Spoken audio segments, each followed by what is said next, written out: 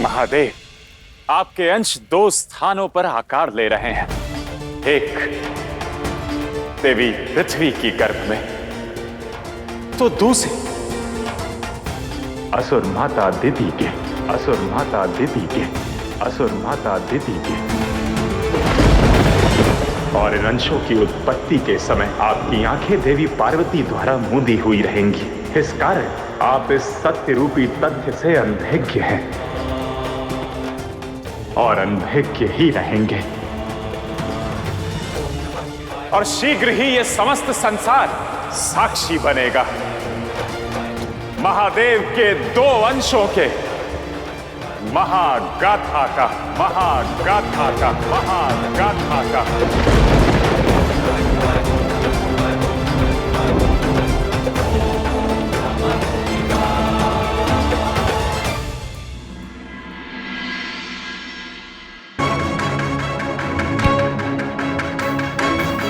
औषधि भी लगा दी, फिर भी पीड़ा कम नहीं हो रही।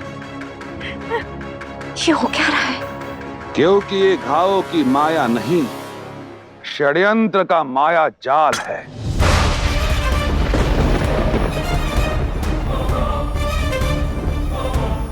इस निर्दोष को क्यों सता रहे हो? ताकि इसे ढाल बनाकर आपको असुर माता तक पहुंचने से रोक सकूं। विध्वंस के इस नए अध्याय के प्रथम पन्ने को नष्ट होने से रोक सकूं, उसकी सुरक्षा कर सकूं।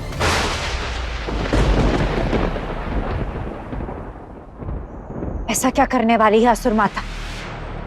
बताइए शुक्राचार्य। संसार के चित्कार के साथ भी शीघ्र अतिशीघ्र ये भेद अवश्य खुल जाएगा देवी। आपको केवल इतना बताना चाहता हूं कि असुर माता दिति जो कार्य कर रहे थे वो निर्विघ्न रूप से पूर्ण हो गया।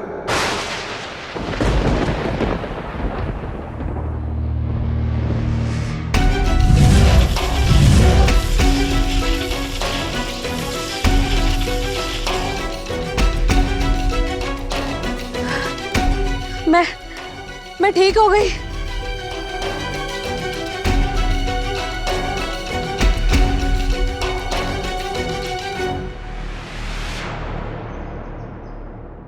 अब आप बताइए देवी, आपको असुर जाति और असुरों से इतनी घृणा क्यों है?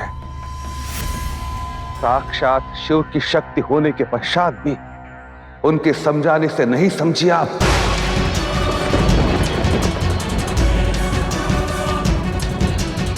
आदि शक्ति होकर भी प्रकृति के विरुद्ध हो गई। क्यों देवी? उत्तर दीजिए मुझे।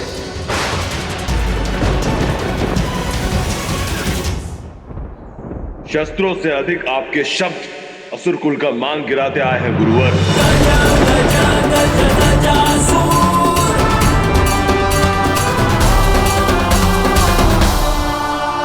असुरराज गजासुर, यदि न्याय करना है तो सत्य सुनकर करो।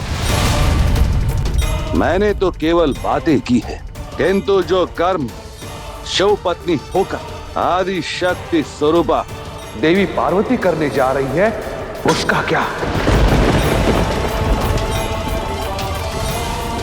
महादेव के समझाने के पश्चात भी नहीं रुकी, उसका क्या?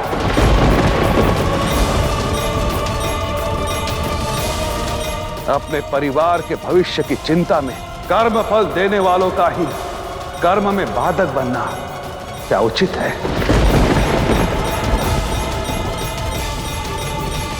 असुरराज गजासुर, खाओ अपने आराध्य महादेव की सौगंध और कहो कि जो मैं कह रहा हूं वो असत्य है।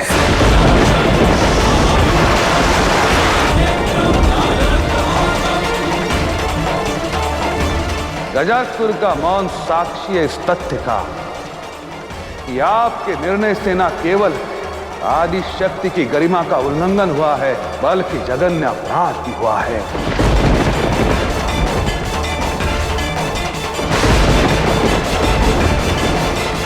आपने शिव के वचनों का तिरस्कार किया है, उनके मान सम्मान को घटाया है। शिव पत्नी होकर शिव का मान घटाना अपराध है, घोर अपराध।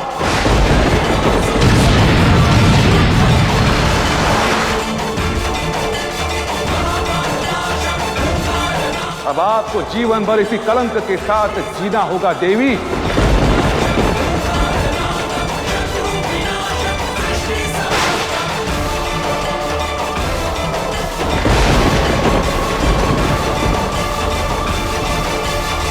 गुरु शुक्राचार्य इस संपूर्ण संसार की आदि शक्ति को आत्मग्लानि की अग्नि में, पति की अवहेलना की ज्वाला में आप कैसे धकेल सकते हैं?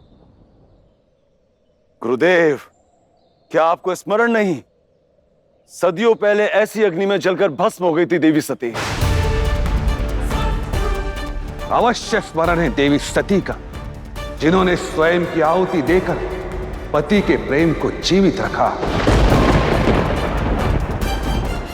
सिद्ध किया उन्होंने कि पति की बात ना मानना उनके जीवन की सबसे बड़ी अंतिम भूल थी।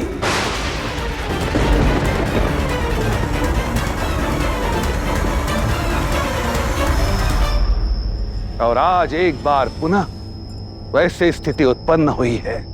देवी पार्वती ने अपने पति की बात ना मानकर बहुत बड़ी भूल की है।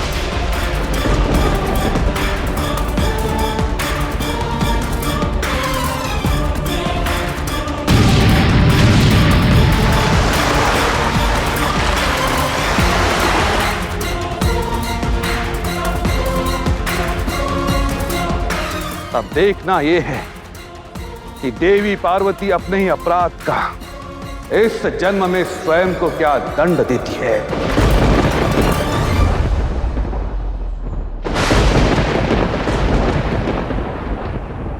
मैं ही नहीं, समस्त ब्रह्मांड, समस्त संसार, ये प्रकृति देखना चाहती है कि देवी पार्वती शिवद्रोह अपराध का क्या पश्चाताप करती है।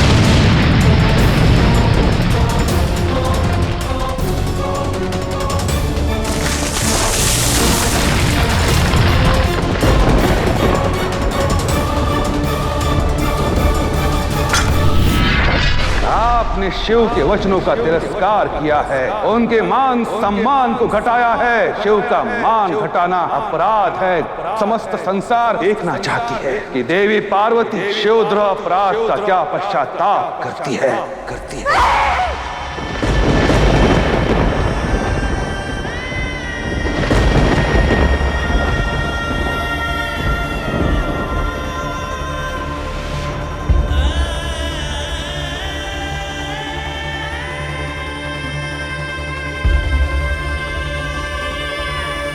माता, स्वयं को संभाले माता।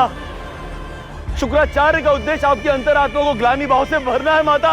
उनकी बातों पर ध्यान मत दीजिए माता। असुर माता का वार तो संसार को संकट में डाल देगा महादेव। चलिए, हमें उन्हें रोकना होगा। नहीं देवी, नियति में हस्तक्षेप करना ना तो शिव और शक्ति को शोभा देता है और ना ही त्रिदेवों को। है और भावनाओं में बहकर आप अनुचित निर्णय ले रही हैं।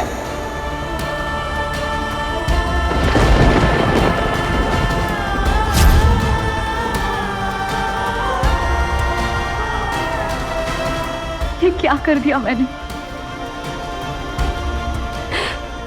बहुत बड़ी भूल हो गई मुझसे, वही भूल जो सती ने की थी।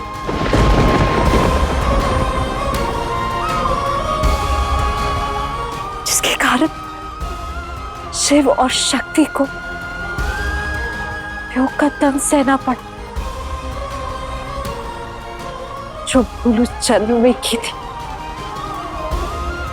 वही इस जन्म में भी कर बैठी। भूल पड़ी है तो पश्चाताप भी बड़ा करना होगा।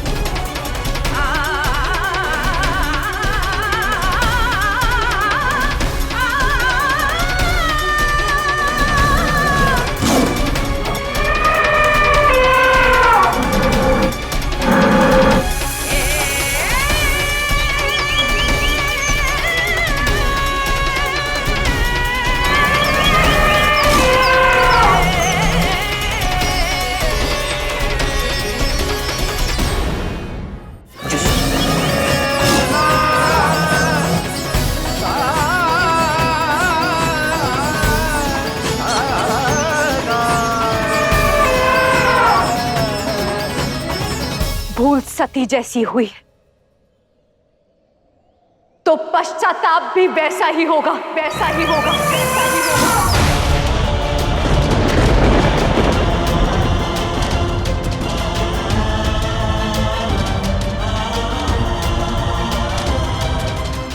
नहीं देवी, ऐसा अनर्थ मत कीजिए, स्वयं को सती सा घोर दंड मत दीजिए।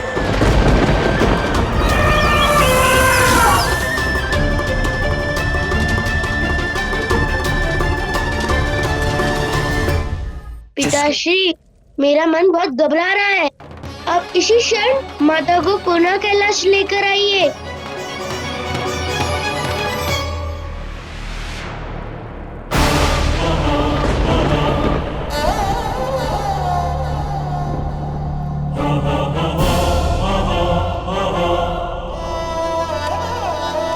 अपने ही शब्दों की बेड़ियों से बंधा हूं मैं।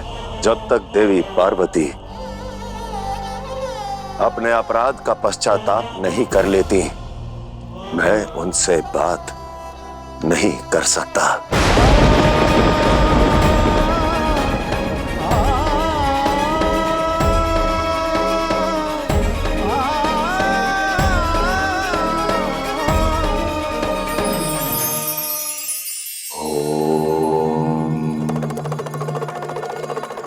कहते हैं यदि सत्य को 100 आवरणों में रखा जाए तो एक ना एक दिन वो उजागर अवश्य होता है। सत्य वो दीप है जो मिथ्या और अधर्म के अंधकार को हार लेता है।